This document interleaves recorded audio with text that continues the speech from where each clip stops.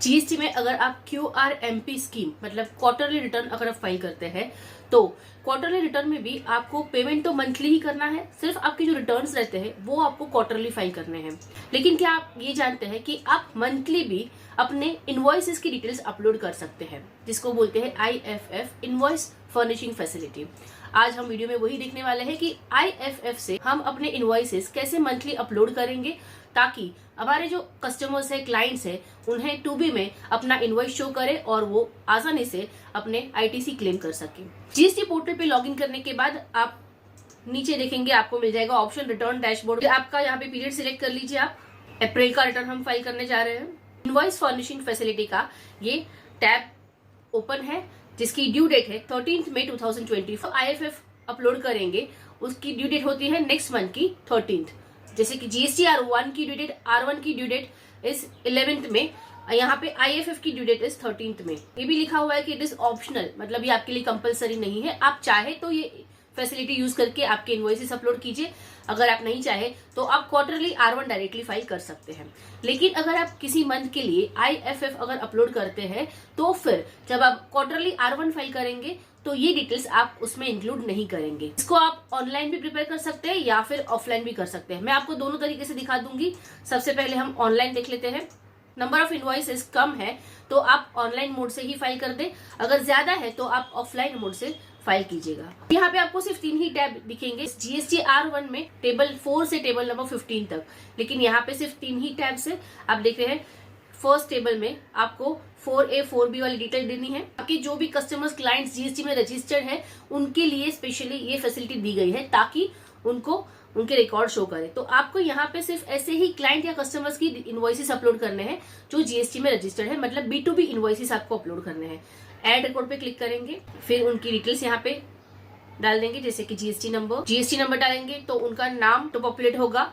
Invoice number लिख दीजिए, invoice की डेट, टोटल इनवॉइस वैल्यू लिख, फिर प्लेस ऑफ सप्लाई उनके GST नंबर से अपने आप सिलेक्ट हो जाएगा। कौन सा सप्लाई टाइप है, इंट्रा या इंटर, वो भी GST नंबर से पता चल जाएगा, तो वो ऑटो पॉपुलेट होगा। जिस रेट पे आपने सर्विस या गुड्स प्रोवाइड किए हैं उस रेट में जाके उसकी टैक्सेबल वैल्यू लिख दीजिए। State tax that is CGST SGST वो भी अपने आप कैलकुलेट होके आ जाएगा। फिर आपको यहाँ पे उसको सेव क्लिक करना है। अगर सेम कस्टमर क्लाइंट का दूसरा इनवॉइस है तो आप यहाँ पे ही ऐड कर सकते हैं डिटेल्स दूसरे इनवॉइसेस की। अगर नहीं है तो दूसरा ऐड करना चाहते तो बैक पे क्लिक कर लीजिए। आप यहाँ पे देख सकते हैं तो अभी इनवॉइस अपलोड किया है या डिटेल्स आपने सबमिट की है वो यहाँ शो हो रही है। आप यहाँ पे भी क्लिक करके कस्टमर या क्लाइंट के इनवॉइसेस ऐड कर सकते हैं।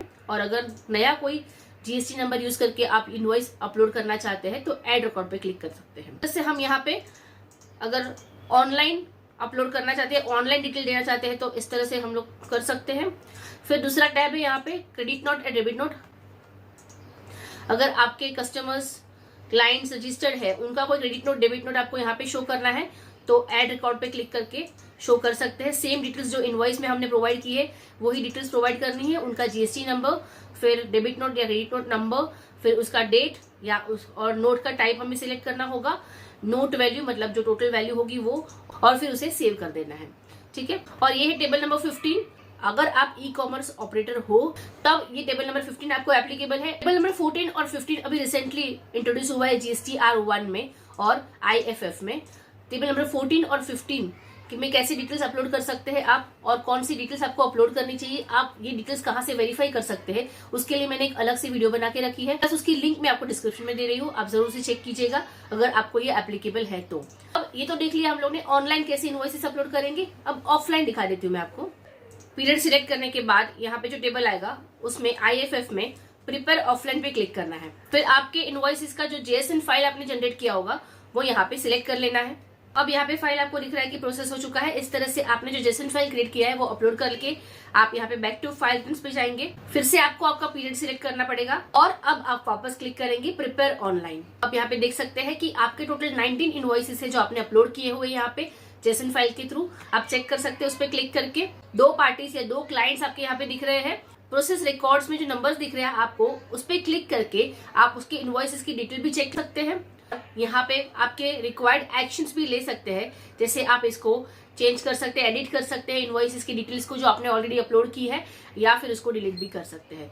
ठीक है, तो इस तरह से आपके रिटर्न्स में ये जेसन फाइल के थ्रू ऑफलाइन मोड से आप रिटर्न फाइल कर सकते हैं। आपको क्लिक करना है जनरेट समरी पे। जनरेट समरी पे क्लिक करके आपको यहाँ पे रिफ्रेश पे क्लिक करना है, और रिफ्रेश होने के बाद आपको प्रोसीड टू फाइल और समरी पे क्लिक करना है, और आपके लिए यहाँ पे आपकी समरी क्रिएट हो जाएगी, कंसोलिडेटेड समरी जिसको बोलते हैं।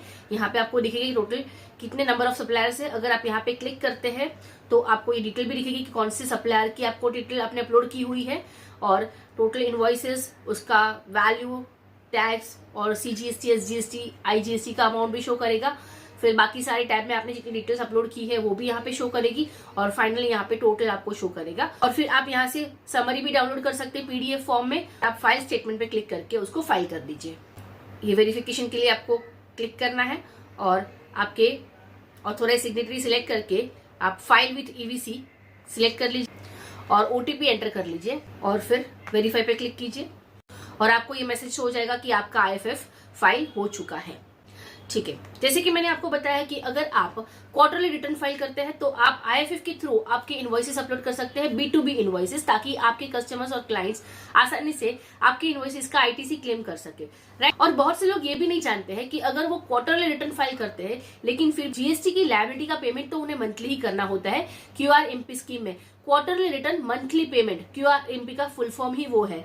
तो आप कैसे उसको पेमेंट करेंगे, उसके लिए आपको सर्विसेस में पेमेंट्स में क्रिएट चलान पे जाना है। आप यहाँ पे क्रिएट चलान में monthly payment for quarterly return का ऑप्शन सिलेक्ट करेंगे, फिर फाइनेंशियल ईयर और आपका पीरियड सिलेक्ट कर लेंगे। आप इसमें से challan on self assessment basis click करेंगे, और फिर यहाँ से प्रोसीड क्लिक करेंगे। तो आपके सामने एक चलान दिखेगा, उसमें आपको डिटेल्स डालनी होती है। आपका जितना टैक्स एप्लीकेबल है वो आप एंटर कीजिए, फिर आपका पेमेंट मोड यहाँ से सिलेक्ट कर लीजिए, और फिर जनरेट चलान पे क्लिक कीजिए। मोड ऑफ पेमेंट सिलेक्ट करना है। क्रेडिट कार्ड, डेबिट कार्ड या भीम UPI यूज करके भी अब तो पेमेंट कर सकते हैं। प्रेफर्ड बैंक जो है वो मैंने सिलेक्ट करके आई अग्री पे क्लिक करके मेक पेमेंट पे क्लिक करके पेमेंट कर सकते हैं। तो इसी तरह से QRMP में आपको पेमेंट मंथली करना कंपलसरी होता है।